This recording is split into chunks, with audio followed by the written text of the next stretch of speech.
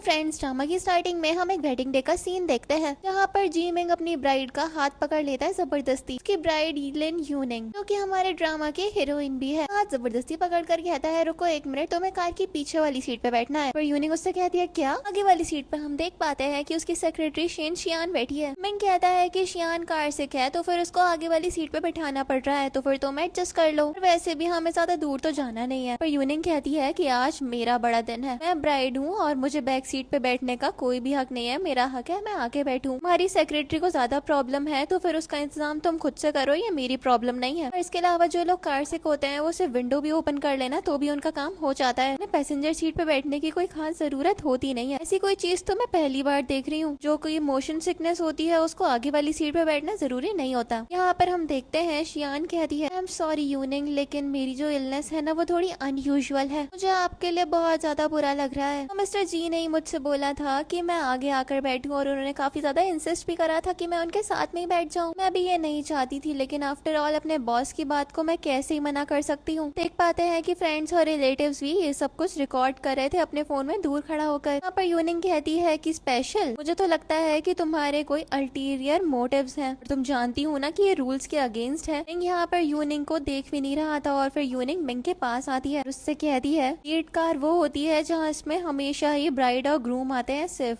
तुम चाहते हो कि शेन शियाओ तुम्हारे साथ में कार में बैठ कर आए, वो भी इतने ज्यादा लोग हमें साथ में देखे भी ना, मुझे ये सब कुछ नहीं पता। और मिंग कहता है कि मुझे फर्क नहीं पड़ता कि दूसरे क्या सोचते हैं, फैमिली और फ्रेंड्स यहाँ पर है वही मेरे लिए काफी है। उन्हें पता भी तो चल गया है ना कि हम लोग शादी कर रहे हैं। आगे बढ़ जाता है और यूनिंग को तो बड़ा ज्यादा गुस्सा आ रहा था ये सब कुछ सुनने के बाद। यहाँ पर वो अपना गाउन ऊपर उठाकर वहाँ से भाग जाती है और बाकी सारे लोग जो ये सब कुछ देख रहे थे वो एकदम हैरान रह जाते हैं। इसके बाद हम देखते हैं यूनिंग अपनी मॉम के पास जाती है, कहती है मॉम मिंग अपनी सेक्रेटरी को अपनी साइड वाली सीट पर बैठा रहा है, वो भी हमारी शादी वाले दिन। मुझसे कह रहा है कि मैं पीछे किसी कार में जाकर बैठ। तभी मिंग की बहन बीच में बोल पड़ती है और कहती है अगर मेरा भाई तुम्हें पीछे बैठने के लिए बोल रहा है तो फिर बस चुप करके बैठ जाओ ना, इतना ज्यादा बड़ा हंगामा क्यों क्रिएट कर रही हो, कोई बड़ी चीज भी है नहीं। अपनी मॉम के पास में कंप्लेन करने की तो कोई भी ज्यादा नीड थी भी नहीं। के बाद हम देखते हैं यूनिंग की मॉम उसको साथ में बैठाती है और सब कुछ समझाती है कि मिंग अपने काम के साथ में बहुत ज्यादा बिजी रहता है, उसे हमेशा अपनी सेक्रेटरी को अपने साइड पे रखना चाहिए। तो बताओ माँ भी अपनी बेटी का साथ नहीं दे रही। उसकी मॉम कहती है कि अगर वो ऐसा बोल रहा है तो फिर तुम उसकी बात मान लो, वैसे भी इतना तो कन्वीनियंट होना ही चाहिए। यहाँ पर तो वो एकदम हैरानी से अपनी मॉम को देख रही थी। उसकी मॉम उससे कह रही थी कि फ्यूचर में तो वैसे भी तुम दोनों एक दूसरे के हस्बैंड और वाइफ बनी जाओगे, तो फिर तो तुम्हें और भी ज्यादा टॉलरेंट होना चाहिए। यहाँ पर यूनिंग के दिमाग में चल रहा था समझ गई मैं, मेरी फैमिली तक दूसरे लोगों का साथ दे रही है। दूसरी तरफ हम मिंग को देखते हैं जो कि अपनी सेक्रेटरी के साथ में आकर बैठ गया था और वो हंस रही थी। रिलेटिव्स बात करने लग जाते हैं कि ये ब्राइड बाहर क्यों खड़ी है, कार के अंदर क्यों नहीं है, बिना शादी किए कार के बाहर भला आता कौन है। एक वुमेन बात करने लग जाती है अभी तो ये दौड़ी दौड़ी गई थी यहाँ से,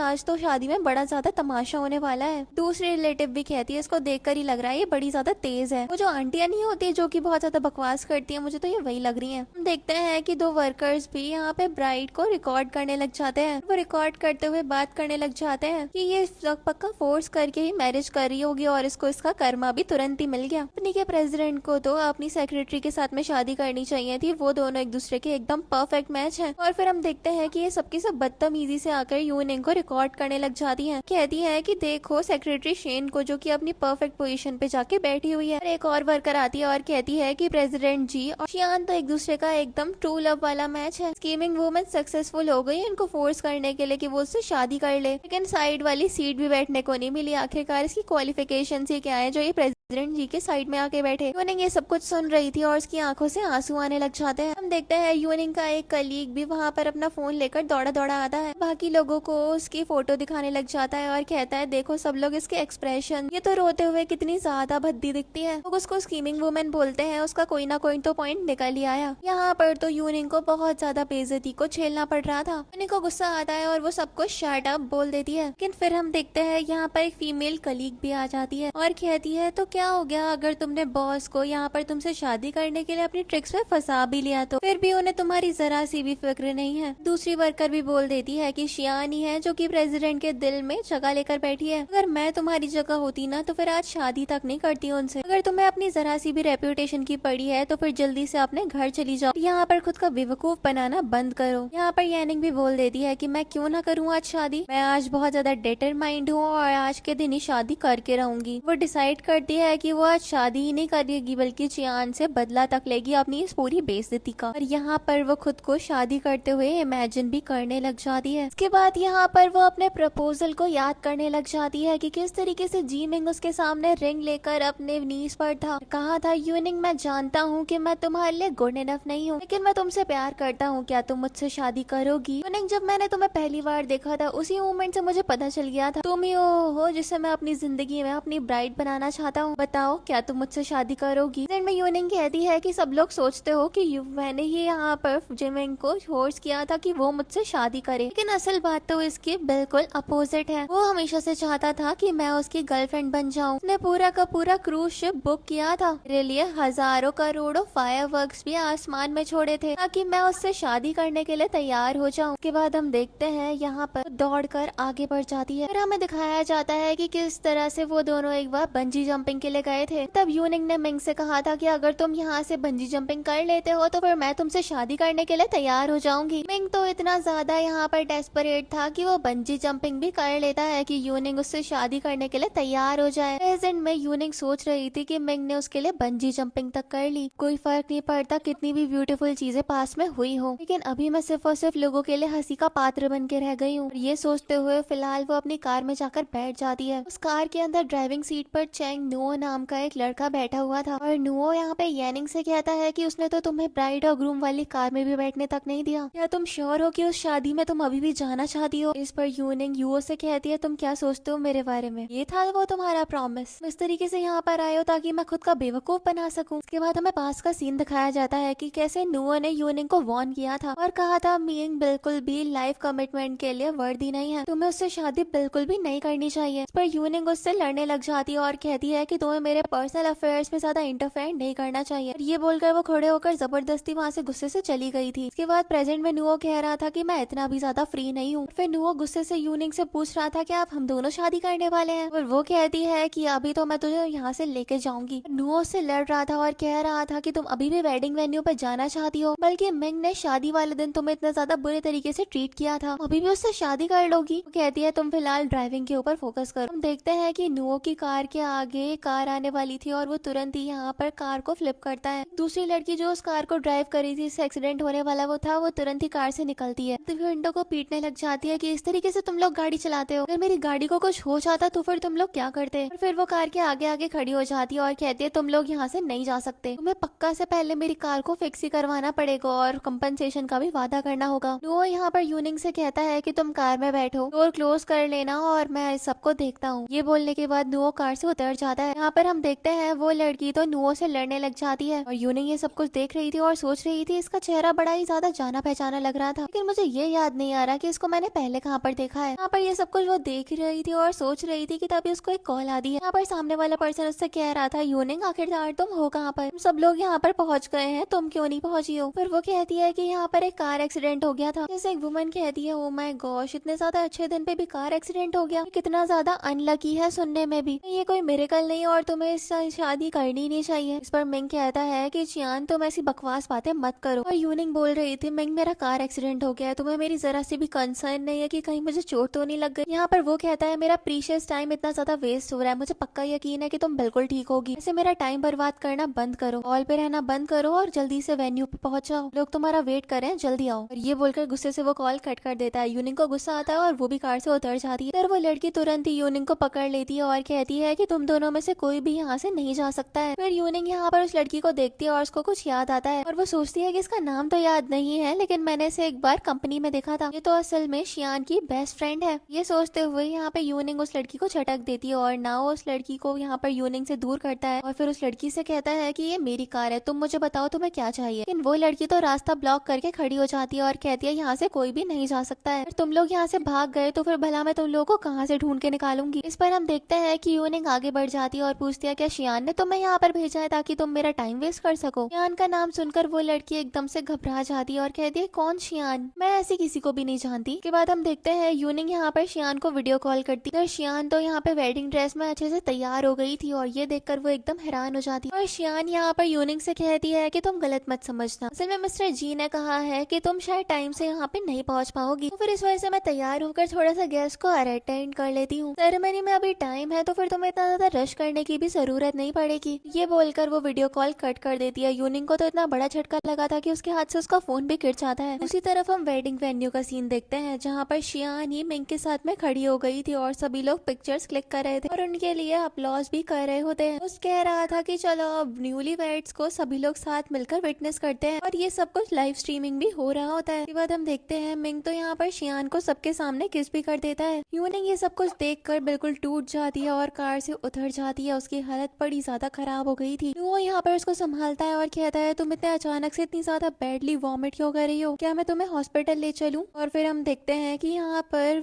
नुओ यूनिंग को वाटर देता है ताकि वो थोड़ा बेटर फील करे। यूनिंग भी पानी थोड़ा सा कुल्ला वगैरह कर कर कार में आके बैठ जाती है। इसके बाद यहाँ पर वो अपना वेडिंग हेड बैग सब हटा देती है। पीछे की सीट पर कुछ फॉर्मल कपड़े रखे हुए थे उनमें वो चेंज हो जाती है। उसके बाद यहाँ पर वो कहती है कि अब मुझे उन कपड़ों की जरूरत नहीं है और यहाँ पर नुओ से पूछता है तो फिर तुम शादी नहीं करोगी? इस पर यहाँ पर वो बताती है कि शादी तो ऑलरेडी हो चुकी है शेन जियान के साथ में। आखिरकार कैसा रहा वो प्रॉमिस जो उसने मुझसे करा था। यहाँ पर फिर वो नुओ से बोलती है कि तुम भी तो हमेशा मेरे साथ ही रहते थे, क्या तुम किसी और से शादी करना चाहते हो? अगर ऐसा कुछ नहीं है तो फिर क्यों ना हम लोग ही साथ में मिलके मैरिज सर्टिफिकेट ऑब्टेन कर। ये बात सुनकर तो नुओ एकदम शॉक्ड हो जाता है और शॉक के साथ में अपनी कार रोकता है। वो कहता है क्या मतलब कि हम दोनों, हमारा आपस में दोनों का मैरिज सर्टिफिकेट? और यहाँ पर वो इस चीज के लिए नोट करती है। कहती है अच्छा ठीक है, अगर तुम्हें नहीं करनी शादी तो फिर हम लोग नहीं करते। इस पर वो कहता है नहीं नहीं छोड़ो, रोको रुको, मुझे करनी है तुमसे शादी। और फिर वो उसको पकड़ के बहुत ज्यादा एक्साइटेड, नहीं नहीं छोड़ो, रोको रुको, मुझे करनी है तुमसे शादी। और फिर वो उसको पकड़ के बहुत ज्यादा एक्साइटेड हो जाता है और कहता है कि आज का दिन मेरी जिंदगी का सबसे ज्यादा खुशहाल दिन है। हम देखते हैं वो कार सिविल अफेयर्स ब्यूरो लेकर आ जाता है और दोनों की शादी हो जाती है। उसके बाद हम देखते हैं यूनिंग नुओ से बोलती है कि हम लोग एक होटल चलते हैं, पार्टी तो चलती रहनी चाहिए और हमें मिंग और शियान को भी तो एक गिफ्ट देना है। पर नुओ भी कहता है चलो चलते हैं। नेक्स्ट हम देखते हैं वो दोनों यहाँ पर शादी में पहुंच गए थे और फिर वो गेस्ट वाली जगह पर बैठ जाते हैं। वहीं पर हम देखते हैं शियान और मिंग यहाँ पर गेस्ट की बहुत ज्यादा तारीफें बटोर रहे थे और खुश भी हो रहे थे। यूनिंग को इन लोगों को साथ में देखकर बड़ा ज्यादा गुस्सा आ रहा होता है। इसके बाद मिंग सब लोगों को शुक्रिया करता है कि वो लोग उसकी शादी को अटेंड करने के लिए आए। इसके बाद हम देखते हैं कि मिंग यूनिंग को नोटिस करता है और पूछता है कि तुम यहाँ पर कब आई? उसको घूर रही होती है और वो भी एकदम उसके पास आ जाता है और कहता है कि आखिरकार ये कपड़े किसके पहन रखे हैं तुमने? पर यूनिंग कहती है कि ब्राइड तो वैसे भी बदल ही गई थी, फिर मैं वो कपड़े पहनकर करती भी क्या? बहुत ज्यादा आयरॉनिक नहीं हो जाता फिर? पर मिंग कहता है यूनिंग शायद तुम्हें कोई मिसअंडरस्टैंडिंग हो गई है, सब कुछ इस वजह से नहीं हुआ क्योंकि तुम्हारा रोड पे एक्सीडेंट हुआ था, यहाँ पर टाइम से नहीं आ पाई इस वजह से हुआ, इसमें कोई और चॉइस भी नहीं थी। इस वजह से शियान ने मेरी मदद करी थी कि वो सारा का सारा प्रोसेस कंप्लीट करने में मेरी मदद कर दे। नहीं तो देखो ना सारे के सारे रिलेटिव्स और फ्रेंड्स कितनी ज्यादा बातें बनाते कि हमें शादी में बुला लिया और ये लोग शादी कर नहीं रहे हैं। यहाँ पर वो ज्यादा कुछ कहती नहीं और सबसे पहले तो स्माइल करती है और कहती है हाँ तुम्हारी बात मैं समझ रही हूँ। उसके बाद हम देखते हैं यहाँ पर मिंग की सिस्टर आ जाती है मॉम के साथ में, कहती है अरे तुमने ये क्या पहन रखा है यूनिंग, ये आदमियों के कपड़े कहाँ से तुम लेकर आ गई? इतना ज्यादा जॉयस डे है और तुमने इस तरीके की ड्रेसिंग कर रखी है आपने इतने बिग डे पर। मॉम कहती है इस तरीके से तो मैंने तुम्हें कुछ भी नहीं सिखाया, ये क्या तरीका है तुम्हारा? ये सब कुछ इसलिए तो नहीं कर रही क्योंकि यूनिंग ने तुम्हें अपनी सीट पर नहीं बैठाया था, ये सब कुछ तुम जानबूझकर कर रही हो। अब तरीके से मिंग फैमिली को एम्बेरस करना बिल्कुल भी ठीक नहीं है और ऐसे तो तुम पूरी की पूरी जी फैमिली को एम्बेरस कर रही हो, इतनी ज्यादा इंटेंस तुम कैसे हो सकती हो? और यहाँ पर तो वो उसको बहुत ज्यादा सुनाने लग जाती है और कहती है कि अगर आज शियान ना होती तो पूरा का पूरा दिन बर्बाद हो जाता और हमारे फैमिली का उसने पूरा का पूरा शक्ल बचा ली। सिचुएशन नहीं तो कितनी ज्यादा ह्यूमिलिएटिंग हो सकती थी। मैं ऐसा तो बिल्कुल भी नहीं करना चाहिए था। अगर इस तरीके से तुमने ऐसा करा तो फिर मैं बिल्कुल भी तुम्हें टॉलरेट नहीं कर पाऊंगी अपनी डॉटर इन लॉ के तौर पे। पर हम देखते हैं यूनिंग कहती है आंटी क्या मिंग ने आपको आपसे बताया नहीं, इस कार से मेरा एक्सीडेंट हुआ था, वो तो असल में शियान की बेस्ट फ्रेंड ही ड्राइव कर रही थी। ऐसा नहीं हो सकता कि उसने इंटेंशनली बोला हो कि अपनी बेस्ट फ्रेंड से कि वो मेरी कार के आगे आ जाए एक्सीडेंट के लिए। देखो उसकी पूरी क्या शियान की बेस्ट फ्रेंड वो कार चला रही थी, तुम्हें स्टेटमेंट को एविडेंस के साथ में यहाँ पर प्रूव करना पड़ेगा। यूनिंग कहती है ओ अच्छा ऐसा क्या है? तभी नुओ कहता है एविडेंस के बाद वो कार एक्सीडेंट की जो रिपोर्ट है वो कभी भी किसी भी टाइम बाहर आ सकती है। ये बात सुनने के बाद तो सभी के सभी लोग एकदम हैरान हो जाते हैं। शियान बोल रही थी कि ये मैंने बिल्कुल भी नहीं करा, मैंने अपनी बेस्ट फ्रेंड से भी नहीं बोला था कि वो तुम्हारी कार में आकर टकरा जाए। अगर वो खुद से ये सब कुछ करती है तो फिर मैं कुछ नहीं कर सकती ना। और यूनिंग कहती है कि वो मेरी कार से आकर टकरा गई तभी तो मैं मैं इस शादी में नहीं आ पाई, ये सब कुछ सिर्फ और सिर्फ तुम्हारी बेस्ट फ्रेंड की वजह से हुआ है। इस पर हम देखते हैं मिंग तो अभी भी शियान की साइड ले रहा था और कह रहा था ये चीज बिल्कुल इम्पॉसिबल है। शियान का कैरेक्टर बहुत ज्यादा अच्छा है, शियान की बेस्ट फ्रेंड को भी मैं अच्छे से जानता हूँ, वो बहुत ज्यादा जेंटल लड़की है, वो तो एक चींटी भी मार नहीं सकती, तो फिर वो कार एक्सीडेंट कैसे करेगी। और हम देखते हैं कि